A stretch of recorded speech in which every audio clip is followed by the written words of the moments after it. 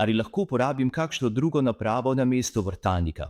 Presenetilo bi vas, kako pogosto je to vprašanje. Kratek odgovor je da. Daljši odgovor pa je, da to ni dobra ideja. Zdaj imamo ta spojnik gred na gred in zelo pogosto stranke uporabljajo avtomobilski polirnik, kjer imajo na eni strani 1,4 mm nastavek, na drugi strani pa 1,2 mm in spojnik gred na gred povežejo s polirnikom, kar jim omogoča dodatni navor. Ampak upoštevajte, da ta avtomobilski polirnik nima omejevalnika navora in zato je. Veste, tvegate, da boste svojo gred zvili ali poškodovali.